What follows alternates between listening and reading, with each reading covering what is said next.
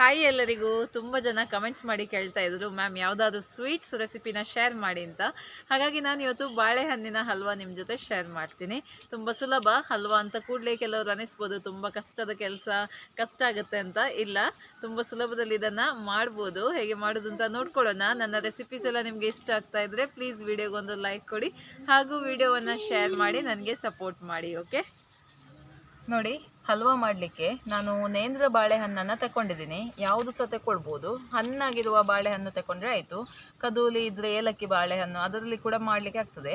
ಈಗ ಇಲ್ಲಿ ನಾನು 4 ತಗೊಂಡಿದ್ದೀನಿ. ಸುಮಾರು 1 kg ವರೆಗೆ ಉಂಟು ಇದು. ಈಗ ಇದನ್ನು ಕಟ್ ಮಾಡಿ ಇದರ ಪೇಸ್ಟ್ ಮಾಡೋಣ. ಮೊದಲಿಗೆ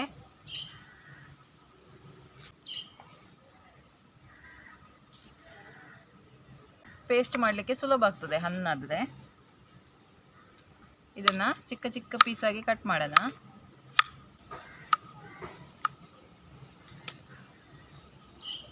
ಈಗ ಇದನ್ನು ನಾನು ಮಿಕ್ಸಿಗೆ ಹಾಕಿ ಪೇಸ್ಟ್ ಮಾಡ್ತಾ ಇದ್ದೀನಿ. ನೀರು ಹಾಕದೆ ಪೇಸ್ಟ್ ಮಾಡಿ ತರೋಣ.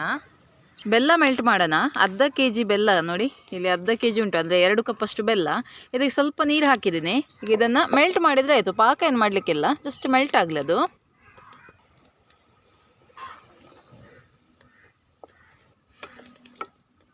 ನೋಡಿ, ಬೆಲ್ಲ ಮೆಲ್ಟ್ ಆಗಿದೆ. ಇದನ್ನು ತೆಗೆದು ಬಿಡೋಣ.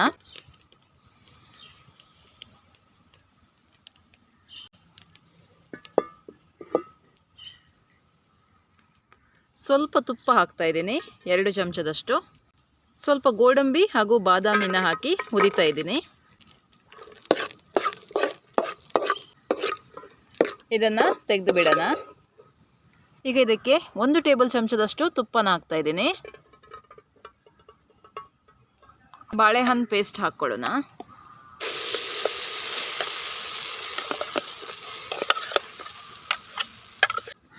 ಚೆನ್ನಾಗಿ ಇದನ್ನು ಫ್ರೈ ಮಾಡಬೇಕು, ಇದರ ಹಸಿ ವಾಸನೆ ಹೋಗುವವರೆಗೆ.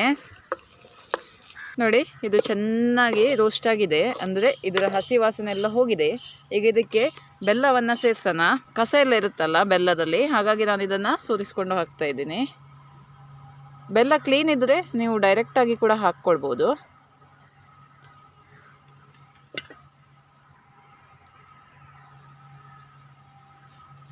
ಓಕೆ, ಈಗ ಇದನ್ನು ಚೆನ್ನಾಗಿ ಮಿಕ್ಸ್ ಮಾಡಬೇಕು.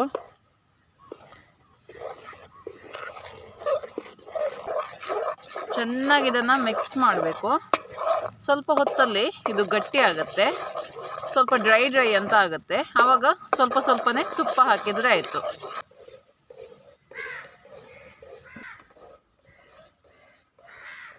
ಹಲ್ವಾ ಮಾಡುವಾಗ ಬೆಲ್ಲದ ಮಿಶ್ರಣ ಹಾಕಿದ ನಂತರ ನೋಡಿ, ನೀವು ಕೈ ಬಿಡದೆ ಈ ರೀತಿ ಇದನ್ನು ಮಿಕ್ಸ್ ಮಾಡ್ತಾನೆ ಇರಬೇಕು.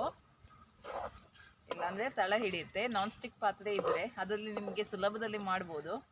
ಓಕೆ, ಯಾವಾಗೆಲ್ಲ ಇದು ಡ್ರೈ ಅಂತ ಅನಿಸುತ್ತೆ ನೋಡಿ, ಆವಾಗ ಸ್ವಲ್ಪ ಸ್ವಲ್ಪ ತುಪ್ಪ ಹಾಕಿದರೆ ಆಯಿತು. ನಾನೀಗ ಸ್ವಲ್ಪ ಸ್ವಲ್ಪನೇ ತುಪ್ಪ ಹಾಕ್ತಾ ಇದ್ದೀನಿ, 1 ಚಮಚದಷ್ಟು. ಸೊ ನೋಡಿಕೊಂಡು ಹಾಕಿದರೆ ಆಯಿತು. ನೋಡಿ, ಕಲರ್ ಕೂಡ ಇವಾಗ ಸ್ವಲ್ಪ ಡಾರ್ಕ್ ಆಗ್ತಾ ಬಂತು. ಡಾರ್ಕ್ ಆದಷ್ಟು ನಿಮಗೆ ಚಂದ ಬರುತ್ತೆ. ಮತ್ತು ತುಪ್ಪ ಇದು ಹೀರ್ಕೊಂಡಷ್ಟು ನೀವು ಮತ್ತೆ ತುಪ್ಪವನ್ನು ಹಾಕಿದರೆ ಆಯಿತು, 1 ಚಮಚದಷ್ಟು. ಎಷ್ಟೋ ತನಕ ಹಾಕಬೇಕು ಅಂದರೆ, ಒಂದು ಸಮಯ ಬರುತ್ತೆ ತುಪ್ಪ ಎಲ್ಲ ಸೈಡಲ್ಲಿ ಬಂದು ನಿಲ್ಲುತ್ತೆ. ಅದರ ಮೇಲೆ ನೀವು ತುಪ್ಪ ಹಾಕಿದರೆ ತುಪ್ಪ ಹೀರ್ಕೊಳ್ಳಲ್ಲ. ಅಷ್ಟರ ತನಕ ನೀವು ತುಪ್ಪ ಹಾಕ್ತಾನೆ ಇರಬೇಕು. ನಾನೀಗ 3 ಚಮಚದಷ್ಟು ಹಾಕಿದ್ದೀನಿ. ನೋಡಿ, ಈಗ ನೋಡಿ, ಇದು ತಳ ಬಿಡ್ತಾ ಉಂಟು. ಇನ್ನೊಂದು 5 ನಿಮಿಷದಲ್ಲಿ ಇದು ರೆಡಿ ಆಗುತ್ತೆ. ಈಗ ನಾನು ಇದಕ್ಕೆ ಏಲಕ್ಕಿ ಪುಡಿನ ಹಾಕ್ತಾ ಇದ್ದೀನಿ, 1 ಚಮಚದಷ್ಟು. ಚೆನ್ನಾಗಿ ಮಿಕ್ಸ್ ಮಾಡೋಣ. ಬೇಕಿದ್ದರೆ ನೀವು ಚಿಟಿಕೆಯಷ್ಟು ಉಪ್ಪು ಕೂಡ ಹಾಕ್ಬೋದು, ಬೇಕಿದ್ದರೆ ಹಾಕ್ಬೋದು. ಕೆಲವರಿಗೆ ಸ್ವೀಟ್ಸಲ್ಲಿ ಸ್ವಲ್ಪ ಉಪ್ಪು ಹಾಕಿದರೆ ಇಷ್ಟ ಆಗುತ್ತೆ, ಅಂದರೆ ಸ್ವೀಟ್ ಸ್ವಲ್ಪ ಚೆನ್ನಾಗಿ ಟೇಸ್ಟ್ ಆಗುತ್ತೆ ಅಂತ. ಹಾಗಾಗಿ ಕೆಲವರು ಉಪ್ಪು ಹಾಕ್ತಾರೆ, ಬೇಕಿದ್ದರೆ ನೀವು ಹಾಕ್ಬೋದು. ಈಗ ಹುರ್ಕೊಂಡಿರುವಂತಹ ಗೋಡಂಬಿ ಮತ್ತು ಬಾದಾಮಿಯನ್ನು ಕೂಡ ನಾನು ಹಾಕ್ತೀನಿ ಇದಕ್ಕೇ.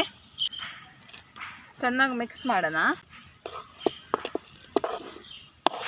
ಇನ್ನೊಂದು 2-3 ನಿಮಿಷದಲ್ಲಿ ಇದು ರೆಡಿ ಆಗುತ್ತೆ. ನೋಡಿ, ಪೂರ್ತಿಯಾಗಿದು ತಳ ಬಿಡುತ್ತೆ, ಆವಾಗ ಹಲ್ವಾ ರೆಡಿ ಆಗಿದೆ ಅಂತ ಅರ್ಥ.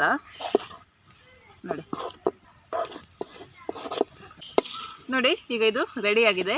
ಇದನ್ನು ಒಂದು ಪಾತ್ರೆಗೆ ಹಾಕಿಕೊಳ್ಳೋಣ. ನೋಡಿ, ಪೂರ್ತಿಯಾಗಿ ತಳ ಬಿಡ್ತಾ ಉಂಟು. ನಾನ್ ಸ್ಟಿಕ್ಕಲ್ಲೇ ಆದರೆ ಇನ್ನೂ ಕೂಡ ಕ್ಲೀನಾಗಿ ಬಿಟ್ಟು ಬರುತ್ತೆ. ಓಕೆ, ಇದನ್ನು ಇನ್ನು ಸೆಟ್ ಮಾಡೋಣ.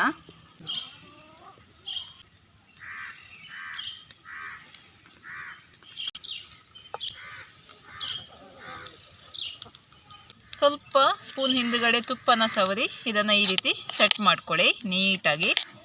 ಇನ್ನಿದು ಪೂರ್ತಿಯಾಗಿ ತಣ್ಣಗಾದ ನಂತರ ನಾವು ತೆಗಿಬೋದು.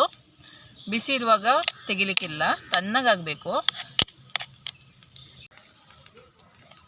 ಓಕೆ, ಇನ್ನಿದು ಪೂರ್ತಿಯಾಗಿ ತಣ್ಣಗಾಗಲಿ, ಮತ್ತೆ ಕಟ್ ಮಾಡೋಣ. ನೋಡಿ, ಇವಾಗ ಹಲ್ವಾ ಪೂರ್ತಿಯಾಗಿ ತಣ್ಣಗಾಗಿದೆ, ಒಳ್ಳೆ ರೀತಿಯಲ್ಲಿ ಸೆಟ್ ಆಗಿದೆ. ಇದನ್ನೇನು ತೆಗೆದು ಬಿಡೋಣ. ಒಂದು ಪ್ಲೇಟಿಗೆ ಹಾಕಿ ಈ ರೀತಿ ಮಗುಚಿ ಹಾಕಿ ಮೆಲ್ಲನೆ ತಟ್ಟಿದ್ರೆ ಅದು ಹೊರಗೆ ಬರುತ್ತೆ. ಬಾರದಿದ್ರೆ ಚಾಕುವಿನ ಸಹಾಯದಿಂದ ನೀವು ಇದನ್ನು ತೆಗಿಬೋದು. ನೋಡಿ ಎಷ್ಟು ಸುಲಭದಲ್ಲಿ ಬಂತು ಅಂತ. ತುಂಬಾ ಚೆನ್ನಾಗಿ ಬಂದಿದೆ ಹಲ್ವಾ. ಕಟ್ ಮಾಡೋಣ.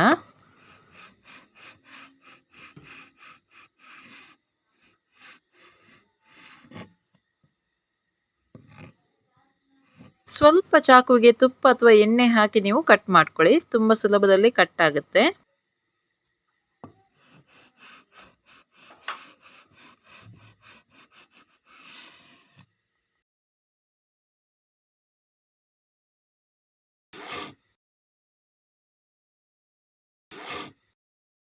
ಈಗ ಹಬ್ಬ ಎಲ್ಲ ಬರ್ತಾ ಉಂಟು. ಹಬ್ಬಕ್ಕೆ ಈ ರೀತಿ ಬಾಳೆಹಣ್ಣಿನ ಹಲ್ವಾ ಮಾಡಿ ನೋಡಿ, ಎಲ್ಲರೂ ಇಷ್ಟಪಡ್ತಾರೆ, ಎಲ್ಲರೂ ನಿಮ್ಮನ್ನು ಹೊಗಳ್ತಾರೆ. ಅಷ್ಟೊಂದು ಚೆನ್ನಾಗಿರುತ್ತೆ ಇದು. ಓಕೆ, ಖಂಡಿತವಾಗ್ಲೂ ಇದನ್ನು ಟ್ರೈ ಮಾಡಿ ನಿಮ್ಮ ಅಭಿಪ್ರಾಯವನ್ನು ನನಗೆ ತಿಳಿಸಿ. ಓಕೆ, ಬಾಯ್.